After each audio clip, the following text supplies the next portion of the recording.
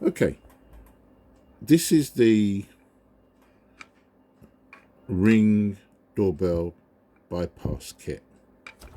And what I want to do is I'm going to open it up to show you what's inside the actual this bypass kit. What's it called? Bypass mode. I think it says, I can't remember. My eyes are really bad these days. Yeah, bypass mode. Okay, so I'm going to open it up. I'm using a small screwdriver.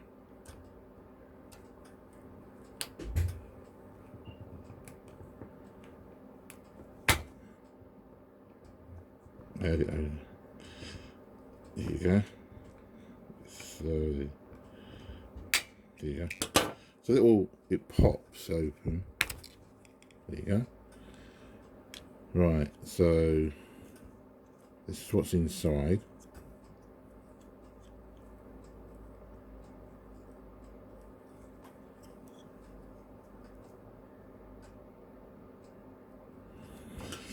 So there you can see the wires are in this little grippy, sort of gripped at the moment. There isn't, unfortunately, any way of getting them out. I thought there was by pressing down. Oh, so if you press down, great. So you can take these out like that by just pressing down on that. I busted this earlier, but so by pressing down on that, you can take the wiring out. I tried it earlier, but it didn't seem to come out very easy. But anyway, that's really good. So there's a capacitor there, some IC circuit. There's a circuit here. Maybe some resistors. Don't know what that is. You see this here? I'm sure this has replaced this. Yeah. Because they no longer use that. This was a little D clip that they plugged into here. I don't know if you can see that. But now they're using this. So I was having trouble getting these in with using this one, because the one that comes with the wire, so that comes. Let me just see what happens when we use this wiring. So pop in there. See, that's what I hate about stranded. You've got to twist it and twist it to keep it straight. I'm not playing nonsense. Whereas solid copper, oh bugger, that's broken off. Oh well. So if we now, as you can see, it bulges out. Look at that. Complete nonsense. It is in there, but it does. See how easier it comes out.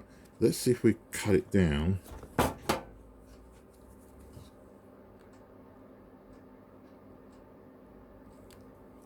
So look, there you go.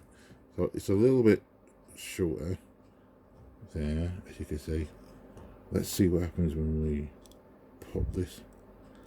There you go. So you just got to put a bit more force. But as you can see, right, that's now in. Again, I don't like it because you can see it's slightly bulging. I'm just trying to. There you go.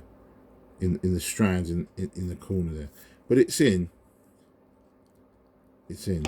Now let's see if we can take it out again by pushing down on here.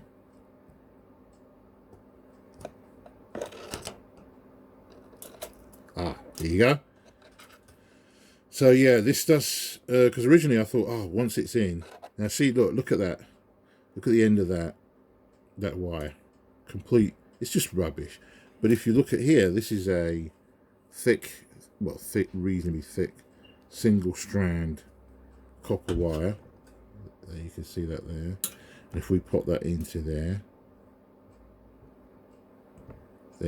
just look how that nice, easy, and it holds on. So if we now press down on here, we can take it out. Brilliant. So that's what's in the bypass. Don't know. I mean, this isn't an IC chip or just a chip.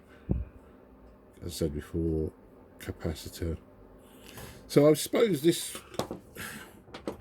would be, it's used to regulate the voltage somehow, keep it at a certain level. But the thing is, I have to be honest with you, I'm really impressed with Nest, Ring Doorbell's competitor, because the Nest video doorbell, they sent out a software update so that it can now use 12-volt transformers. So before it was 24 or 15 or whatever it is, 16-volt transformers. Now it can work with 12-volt transformers, which is common here in the UK. So I was well impressed with that. So, you know, Ring needs to look at reducing it, especially here in the UK. You know, this reliance on 24 volts. It really does. It needs to reduce it to 12 volts. You know, I mean, I think 8 volts is 1 amp is probably a bit low because for video, but you know, I really do think they need to get it down to 12 volts as well. So anyway, here, this is what's in here. It's nice in the bypass. Just close it here. So yeah, so that's a little quick video of what's inside the doorbell bypass kit. Okay, thanks for watching.